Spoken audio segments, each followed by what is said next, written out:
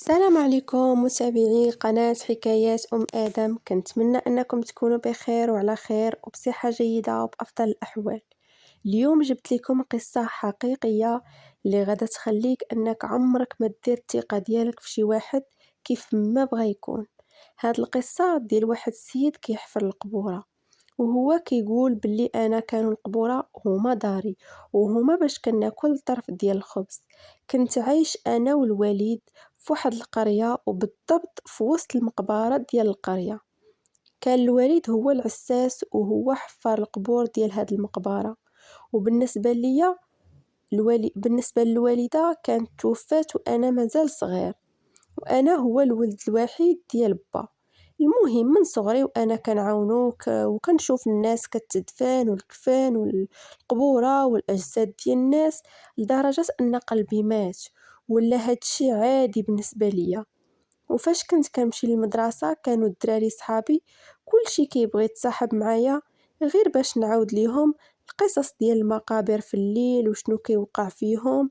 وديك الساعة كنت صغير وكنت كنبقى غير نكذب عليهم وكنقول لهم شي قصص غير من الخيال ديالي واللي ما كاينينش اصلا، غير باش نبين ليهم باللي انا واعر وما كنخافش.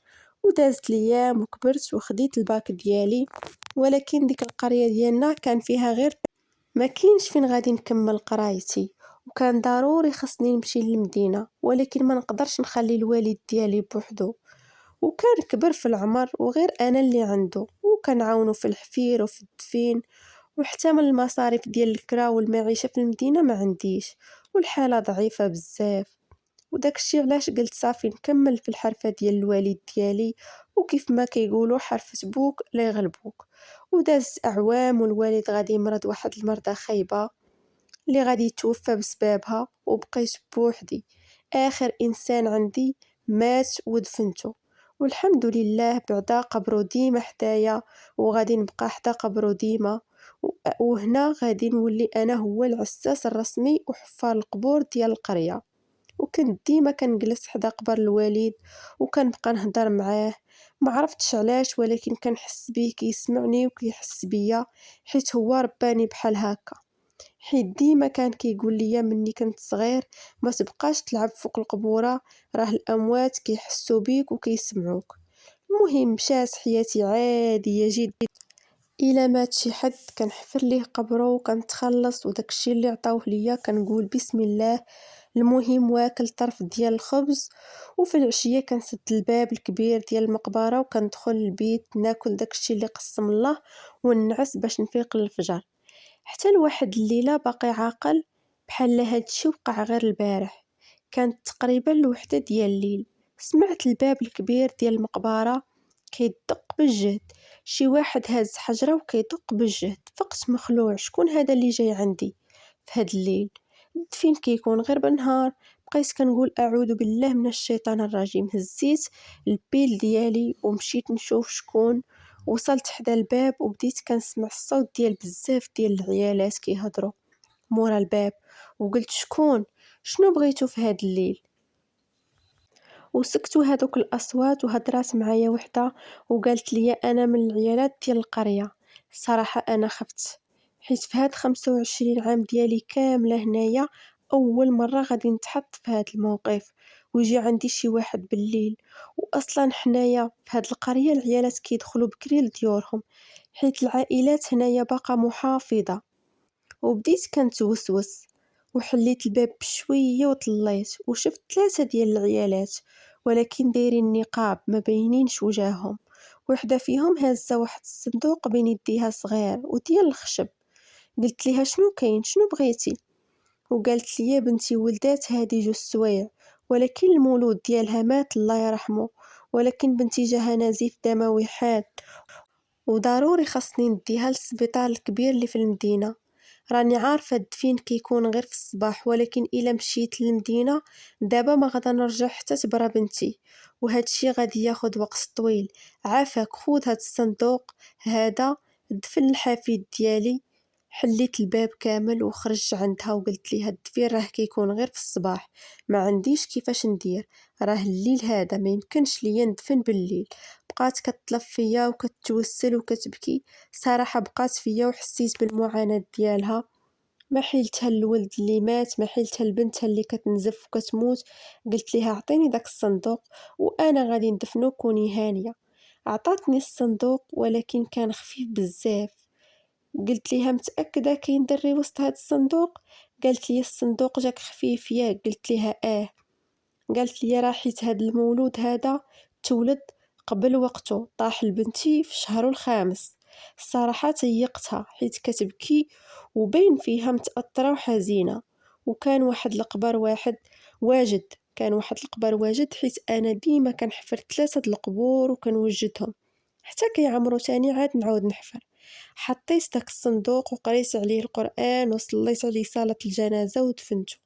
ورجعت الباب ديال المقبرة، ولكن المرا كانت مشات. سديت الباب وقلت راه مسكينة مشات باش تشدي بنتها للمدينة، الله يعاونها. ورجعت لبيتي وسديت عليا الباب وكملت نعاسي. ولكن من بعد شي 15 يوم على هاد الشي غادي توقع واحد الحاجة اللي غريبة واللي عمرني ما شفت بحالها في هاد المقبرة. ضرباتني الفيقة بالليل على واحد الصوت اللي غريب بحال شي حاجة كتصوت. نطت طليت من الشرجم اللي كيطل على القبورة وانا نشوف واحد الحنش كبير، كبير بزاف وكحل وعينيه حمرين بحال شي 2 نقطات ديال العافية، واقف على القبر ديال داك الدري الصغير اللي دفنت قبل 15 يوم. الدري اللي جابت ليا المرا بالليل. تخلعت منه وعينيه كيخلعوا في وسط الظلام وباينين. سديت الشرجم وبديت كنقرا في الادعيه والقران وكنسمع صوته كيصوت بالجهد. وحليت الباب ولقيته مشى ما بقاش. قلت صافي غادي يكون دخل في شي حفره، نخلي حتى الصباح ونهز الفاس والباله ونمشي نقلب عليه ونقتلو.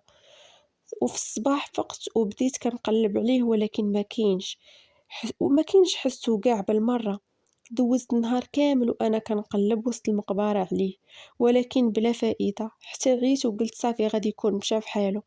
وفي نفس الليله وفي نفس الوقيته ديال البارح نفس الصوت عاود تاني ونفس الحنش فوق نفس القبر.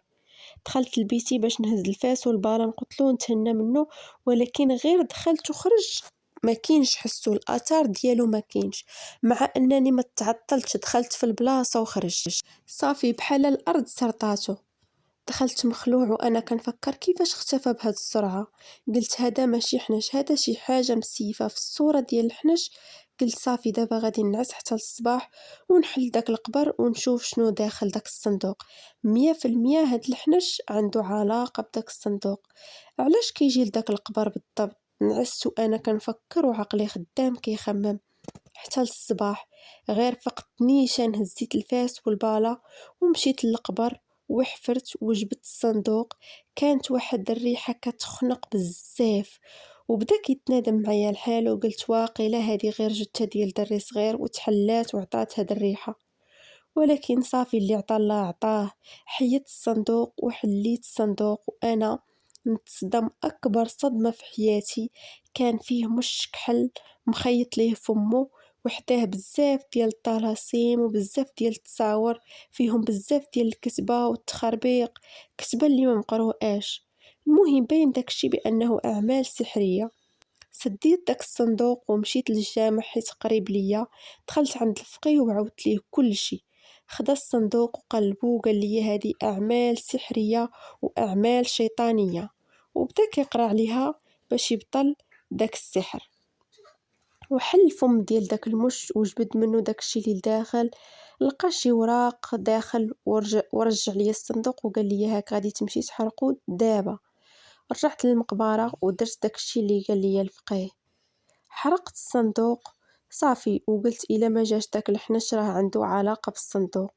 وعمرت التليفون على الوحدة الوقيته اللي كان كيجي فيها داك الحنش، ولكن هاد الليلة هادي ما جاش وحتى من صوته ما كاينش. قلت سبحان الله ونعست ورجعت حياتي عادية. من نهار حرقت الصندوق دازت تقريبا واحد السيمانة وغادي نسمع مع ديك 12 ديال الليل شي حد كيدق عليا الباب الكبير ديال المقبرة تاني كيدق بالجهد بحال هذيك المرة. ونط مفزوع شكون هذا عاود تاني جاي عندي في هاد الليل. وسمعت من ورا الباب الصوت ديال ديك المرة اللي جابت لي الصندوق باقي عاقل على ديك النبرة ديال صوتها. وقالت لي حل، أنا الأم ديال البنت اللي عطيتك الولد دفنتيه قبل من شهر هادي، واش عقلتي عليا؟ حليت الباب وقلت ليها مرحبا بك. عقلت عليك، شنو بغيتي عاوتاني؟ قالت لي وريني فين دفنتي داك الصندوق. قلت ليها شنو بغيتي من داك الصندوق؟ راني دفنتو صافي. وقالت لي راه نسيت شي حاجه داخل الصندوق، طاحت ليا مني حطيت فيه الولد. قلت ليها بلاتي واحد الدقيقه انا غادي ومشيت جبت ليها الرماد ديال الصندوق وقلت ليها ها هو الصندوق ديالك، ودوك الأعمال السحرية ديالك راه بطلها الفقيه، حسن عوانكم مع الله. وخدات داك الرماد ديال الصندوق وتعصبات وما حملاتنيش ودارت فيا واحد الشوفات اللي خايبين بزاف، وقالت لي كنقسم ليك بالله وتبعتيني باش تعرفني فين ساكنه حتى نجمع ليك الناس ديال الدوار ونقول لهم بغيت تعدى عليا وهي تهرب. انا بقيت غير كنشوف وكنقول لا حول ولا قوه الا بالله، ومشيت نكمل نعاسي. وفي الصباح غادي تجيني جثة ديال واحد المرأة تكون عندها تقريبا ديك 45 سنة، وسبب الموت ديالها مخنوقة حتى من لاطراس ديال الخنق باقي في العنق ديالها. وسولت واحد الراجل تما من دوك الناس اللي جاو معاها شكون هادي وشكون قتلها. قال لي راه لقاوها كما قلت لكم، قال لي لقاوها ميته هاد الصباح، وهاديك اللي لقاتها ميته كتقول دخلت عندها ولقيت حنش كحل داير ليها على عنقها وخانقها، وجمعات الجيران وجاو دخلوا كيجريو باش يقتلوا الحنش ويفكوها، ولكن كانت المرا صافي ماتت والحنش ما لقاوش ليه الاثار. قلبوا في كاع الدار والو الاثار ديالو ما كاينش. والحاجه اللي غريبه هي لقاو وحداها شي حاجه كحله بحال الرماد. الصراحه تصدمت بزاف، ما عطلهاش الله، ولكن كون غير حبسات القضيه هنا. داك الحنش الكحل وليت كنلقاه كل ليله مع الوحده ديال الليل فوق القبر ديالها، وكيصوت وكيدير شي اصوات اللي مرعبه، كيبقى واحد شويه ومن بعد كيختفى. تما عرفت هاد الشي كامل، زعما يعني هاد الشي هذا ماشي حنش عادي، هذاك شي حاجه اخرى وما نقدرش نقرب منها ولا ناديها. الحاجه اللي نقدر ندير هي ندخل البيت ديالي ونقرا الادعيه ونقرا القران ونعس. الى وكنتمنى ان هاد القصه تعجبكم، والى عجبتكم القصه ما تنساوش تشجعوني باللايك، ونتلاقاو في الفيديو الجاي.